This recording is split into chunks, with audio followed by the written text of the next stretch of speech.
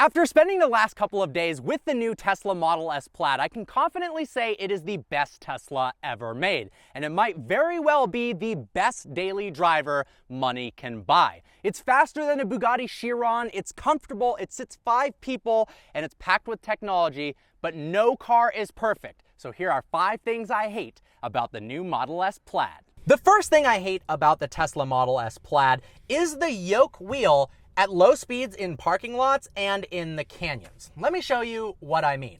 Now, cruising around on the highway, it's totally fine. Honestly, it's pretty comfortable. You can rest your hands down at the bottom of the wheel, and I have my elbow here and here. Really relaxing, just nice driving along the freeway. In the canyons, you can grip here, or sometimes I even put my hands on the top of the wheel like this. You could also, no, don't do that. Please don't do that. But in parking lots, watch what happens. Let's say I want to turn around right now. So I got to go into reverse like that.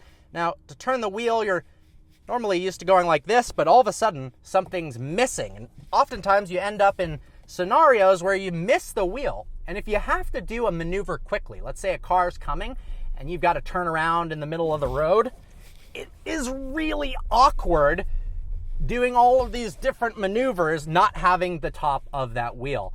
Would you get used to it after a long time? Maybe. But it is kind of a pain. Now let me show you a second scenario where the Yoke steering wheel is not all that great. And that happens if the turn has slightly too small of a radius, and instead of being able to shuffle the wheel in between your hands, you can't. You're left grabbing for air in certain situations.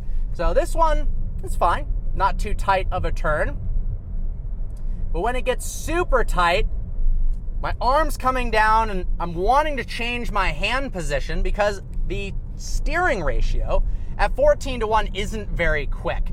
Honestly, if they made the steering quicker, so smaller inputs into the Yoke meant larger amounts of turning, I understand the downside of that, which means when you're driving on the highway, you're probably going to be veering from left and right a little bit more because it's so sensitive, but it would be much nicer to have. I think Tesla can fix this with variable steering, having it change based on your speed. That would be very, very nice. But there's been a couple of scenarios where I've been in the canyons or in parking lots or needing to make U-turns where I had to then back up quickly, where this thing is totally not convenient. The second thing I hate also has to do with the Yoke steering wheel, and that is the location of the horn. You'd think that it would be this massive pad in the center of the wheel. In the case of an emergency, when you're using your horn, most likely, you're not thinking and moving slowly and precisely. You want to go, boom, straight for the horn, or on a Ferrari, it's exactly where your thumbs already are. In this case, you've got to accurately touch this little touchpad to sound the horn, and sometimes you miss it, and other times, if you're turning the wheel sharply, like I mentioned before, you accidentally run your palm over it and activate the horn, which, you know, is a little bit embarrassing. The third thing I hate about the Tesla Model S Plaid is that if you drive it spiritedly, the range is abysmal. Now, they claim you get 396 miles of range with the smaller wheels, 348 miles of range with the upgraded 21-inch Arachnid wheels.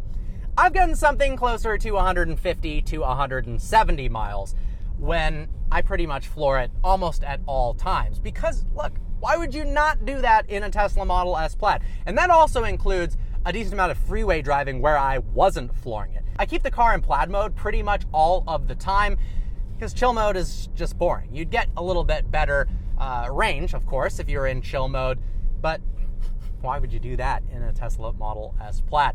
The next thing I hate about it has to do with the controls for the different driving modes. Now, to change driving modes, let's say you are driving in chill mode and a Hellcat pulls up next to you and wants to race. It's gonna be a joke, but chill mode is actually really slow, so you wouldn't beat the Hellcat. You've got to click the little icon for the car in the bottom left of the screen. But interestingly enough, when you're in the proper driving position, the Yoke blocks your ability to see where exactly that is. And because it's a touch button, not a hard button, you got to be accurate with where you click, and you don't want to accidentally click the climate control or whatever. So you're going to touch that. Then you got to click another button for pedals and steering, and then we can put it into Plaid mode. If they had a separate controller, I think that would be really nice, particularly on the Plaid, a little toggle down here, maybe just a button to instantly put it into Plaid mode. No other options, you don't need one for chill or sport, just a Plaid button. I think that would be fantastic so you can change modes more quickly, because it does take a decent amount of time and fumbling around looking at the screen when you're not really paying as much attention to the road to change the different driving modes. Along the lines of things that don't work quickly is the ability to do launch control in the Model S Plaid. You've got to activate that drag strip mode, which can take anywhere from 2 to 10 minutes for the car to actually warm itself up. It seems like it almost always tells me that there's 2 minutes remaining to warm the vehicle up or cool the batteries down for optimal performance, but many times that 2 minutes has actually been 10 minutes. It just continually says 2 minutes. Once that's complete, you've got to floor the brake and the gas at the same time to activate cheetah stance, which takes 8 seconds for the front of the car to lower down. So if you're at a drag strip where 2 cars are staging basically at the same time, by the time the other car stages, unless you got there 30 seconds ahead of him, the lights are going to start going and cheetah stance hasn't finished and you're not going to be able to properly launch the car. When you press the brake and gas at the exact same time, not in cheetah mode, it actually limits the power. It says brake and gas at the same time, power limited. I wish there was a faster launch control that just didn't have that cheetah stance. Now, the last thing I hate about the Tesla Model S Plaid is the fact that it looks virtually identical to every Model S since 2015.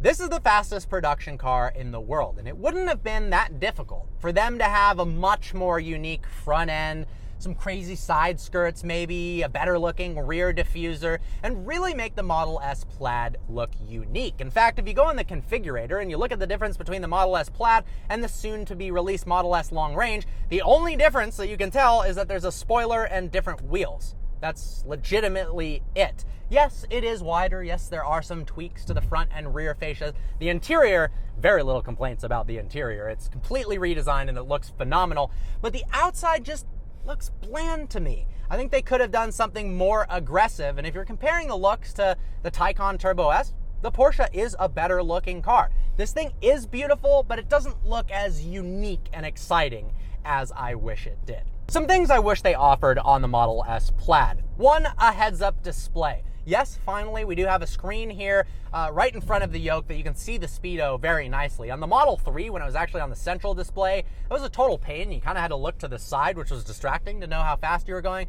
But still, one step further, it would be nice to have a heads-up display. They totally missed the boat with not having ambient lighting in the interior. Honestly, multicolor ambient lighting could have spruced this up a ton. I also think they should have done a passenger display on that black trim for the speedo, and also I think if you had that Plaid animation all throughout the strips on the side of the vehicle while you're accelerating, it would change the game entirely. Other than that, guys, the Tesla Model S Plaid is nearly perfect, and I honestly believe that this very well could be the best car in the world. It's so fast, it's hard to describe. You floor the gas and oh my God, it actually is frightening, even for people who have been in some of the fastest cars in the entire world. It's comfortable, it's relaxing, it's luxurious, it's pretty, it's packed with technology, there's games in it.